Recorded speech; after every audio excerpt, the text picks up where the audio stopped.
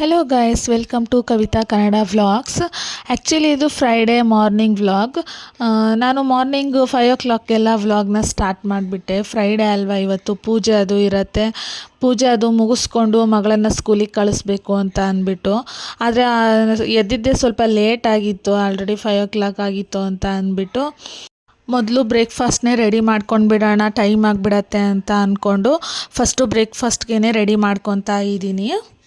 Actually ಇವತ್ತು morning breakfast ಬಂದುಬಿಟ್ಟು ನನ್ನ ಹಸ್ಬೆಂಡು ಕಳಲಿ ತಂದಿದ್ರು. ಸೊ ಹಾಗಾಗಿ ಕಳಲಿ ಪಲ್ಯ ಮಾಡಿ ರೊಟ್ಟಿ ಮಾಡೋಣ ಅಂತ ಅಂದ್ಬಿಟ್ಟು ಅದಕ್ಕೆ ರೆಡಿ ಮಾಡ್ಕೊತಾ ಇದ್ದೀನಿ.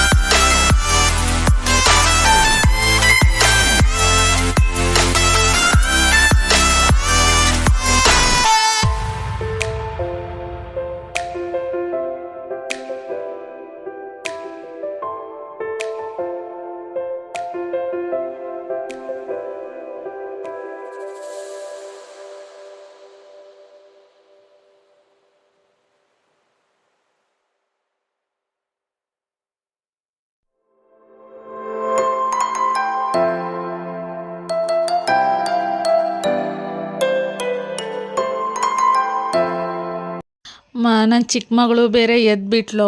ಅವಳು ಎದ್ಬಿಟ್ರೆ ಅಂತೂ ನನಗೆ ಏನೂ ಕೆಲಸ ಮಾಡ್ಕೊಳ್ಳೋದಕ್ಕೆ ಆಗೋದಿಲ್ಲ. ಅವಳು ಏನು ಅಂದರೆ ಅವಳು ಮೊದಲಿಂದನೂ ಹಾಗೇ, ನಾನು ಎದ್ಬಿಟ್ರೆ ನನ್ನ ಜೊತೆನೇ ಎದ್ಬಿಡ್ತಾಳೆ. ಪಕ್ಕದಲ್ಲಿ ಯಾರಾದರೂ ಇಲ್ಲ ಅಂತ ಅಂದ್ಬಿಟ್ರೆ ತಕ್ಷಣ ಎದ್ಬಿಡ್ತಾಳೆ ಅವಳು.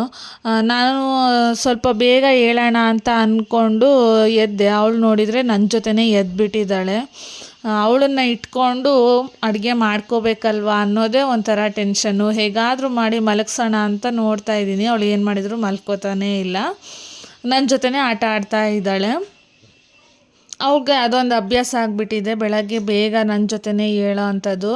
ಹಾಗಾಗಿ ಅವಳು ಎದ್ದರೆ ನನಗೆ ಕೆಲಸ ಮಾಡ್ಕೊಳ್ಳೋದಕ್ಕೆ ಆಗಲ್ಲ. ಈ ಮಕ್ಕಳನ್ನೆಲ್ಲ ನೋಡ್ಕೊಳ್ತಾ ಬೆಳಗ್ಗೆ ಕೆಲಸ ಮಾಡ್ಕೊಳ್ಳೋದು ಅಂದರೆ ಸ್ವಲ್ಪ ಕಷ್ಟನೇ ಆಗಿಬಿಡತ್ತೆ.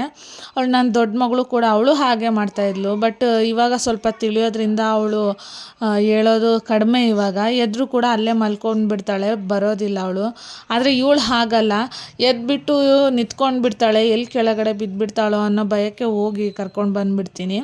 ಅವಳನ್ನ ಇಟ್ಕೊಂಡು ಈ ರೊಟ್ಟಿಗೆಲ್ಲ ಹಾಕ್ಕೊಂಡ್ಬಿಟ್ರೆ ಅಂತೂ ತುಂಬ ಟೈಮ್ ಬೇಕು ಈ ರೊಟ್ಟಿ ಎಲ್ಲ ಮಾಡೋದಕ್ಕೆ.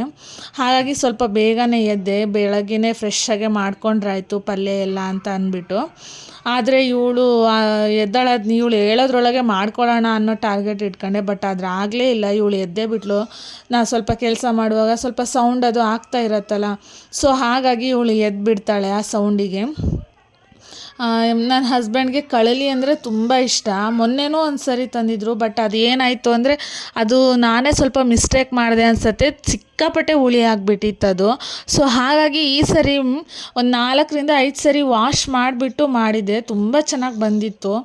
ಆ್ಯಕ್ಚುಲಿ ನಾವು ತುಂಬ ಖುಷಿ ಆಯಿತು, ಅದು ಅಷ್ಟು ಟೇಸ್ಟ್ ಬಂದಿದ್ದು ನೋಡಿ. ಯಾವಾಗಲೂ ಅದೇ ಥರ ಮಾಡ್ತಿದ್ದೆ, ಬಟ್ ಈ ಸರಿ ಹೋದ ಸರಿ ಸ್ವಲ್ಪ ಮಿಸ್ಟೇಕ್ ಮಾಡಿಬಿಟ್ಟೆ ಮಾಡೋದ್ರಲ್ಲಿ.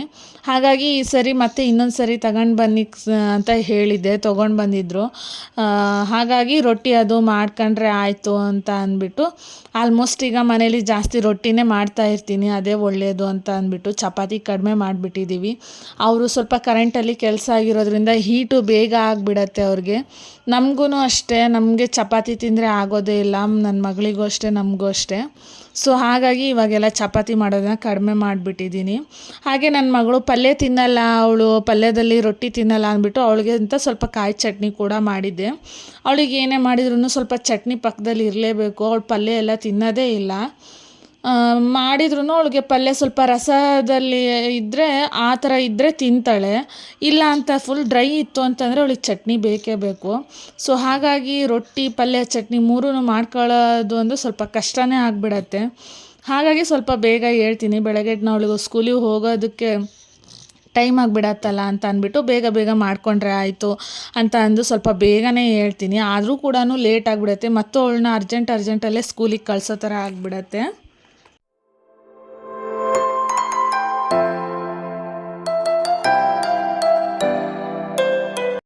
ಹಾಗೆ ಟಿಫನ್ ಎಲ್ಲ ಮುಗೀತು. ಹಾಗೆ ನನ್ನ ಹಸ್ಬೆಂಡ್ ಕೂಡ ನಾನು ಹೋಗ್ತೀನಿ ವರ್ಕ್ಗೆ ಅಂತ ಅಂದರು. ಅವರು ಸ್ವಲ್ಪ ಹೊತ್ತು ನಿಂತ್ಕೊಂಡ್ರು, ವ್ಯಾನ್ ಬರತ್ತೇನೋ ನಾನೇ ಹತ್ಸೋಣ ಅಂತ ಅಂದ್ಬಿಟ್ಟು. ಬಟ್ ಅವ್ರಿಗೂ ಟೈಮ್ ಆಯಿತು, ವ್ಯಾನು ಕೂಡ ಬರಲೇ ಇಲ್ಲ, ಸ್ವಲ್ಪ 5 ನಿಮಿಷ ಲೇಟ್ ಆಯ್ತು ಇವತ್ತು ಬರೋದು. ಸೊ ಹಾಗಾಗಿ ನಾನೇ ಇವತ್ತು ಹತ್ತಿಸ್ಬಿಡೋಣ ಅಂತ ಅಂದು ಅವಳನ್ನ ವ್ಯಾನ್ಗೆ ಹತ್ತಿಸ್ತಾ ಇದ್ದೀನಿ. ವ್ಯಾನ್ ಫೆಸಿಲಿಟಿ ಅಂದರೆ ಈ ಥರ ಫೆಸಿಲಿಟಿ ಇದೆ, ಒಂದೊಂದು ಏರಿಯಾಗೆ ಒಂದೊಂದು ಥರ ಫೆಸಿಲಿಟಿ ಕೊಟ್ಟಿದ್ದಾರೆ. ಆ್ಯಕ್ಚುಲಿ ತುಂಬ ಚೆನ್ನಾಗಿದೆ.